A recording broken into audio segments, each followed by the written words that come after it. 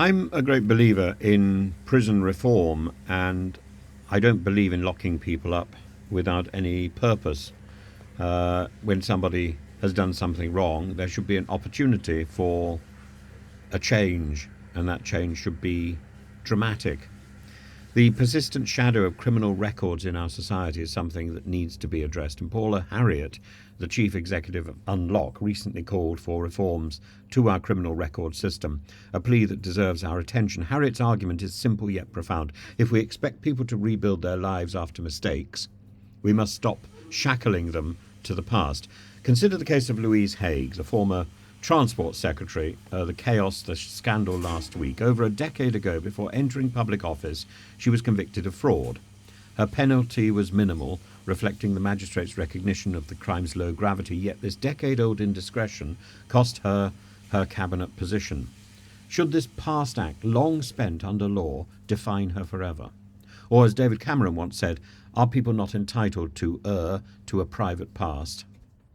The problem isn't isolated to high-profile figures. 1 in 4 working-class adults in England and Wales has a criminal record of some form. This includes everything from youthful indiscretions to offences committed under coercion. And in many Western European countries, such records are time-limited and context-sensitive. In contrast, our system often turns minor mistakes into lifelong burdens. This isn't justice.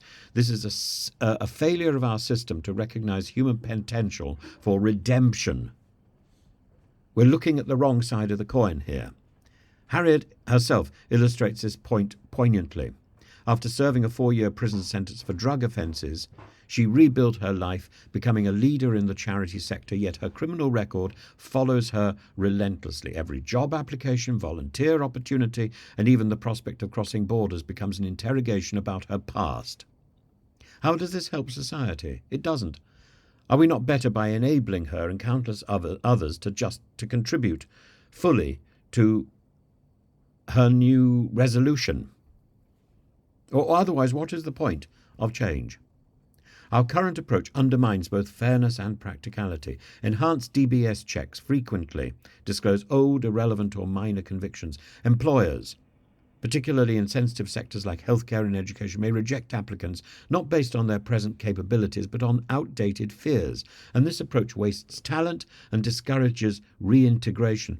Enlightened employers increasingly ignore minor convictions, but many still cling to prejudices that harm individuals and society alike. What can we do? Reform must begin with a re-evaluation of what information is disclosed, when and why. Paula Harriet's Fair Checks campaign proposes wiping the slate clean for childhood offences and limiting disclosure to recent convictions. And this isn't about erasing accountability, it's about ensuring the punishment fits not just the crime, but the present context. As a society, we champion the idea of second chances, so we need to follow through with that idea. Our justice system often denies them. Politicians like Cameron have publicly admitted to youthful errors, smoking cannabis at Eton, for example, but argue for the sanctity of private pasts. Why does this privilege stop at Westminster's gates if we allow our leaders the grace to move beyond mistakes? Mr. Gove, why not extend the same to the rest of society? The larger question here is what values we wish to champion. Do we truly believe in rehabilitation, or are we content with perpetual punishment, or with saluting those people who got away with it? Reforming our criminal record system isn't just about fairness to individuals. It's about fostering a society where everyone, regardless of past mistakes, has the opportunity to contribute, to thrive, and to belong. And I'm afraid this subject also embraces that idea of non-criminal hate crimes, or whatever the acronym is. The stuff that caught up Alison Pearson. We need to heed Harriet's call. We must be careful not to bind people to the errors that empower that empower the past, but to empower the future, to give them the opportunity to write new chapters in their lives, to turn around their lives, to reform. After all, isn't the essence of justice accountability tempered with humanity, bolstered by a determination to do better?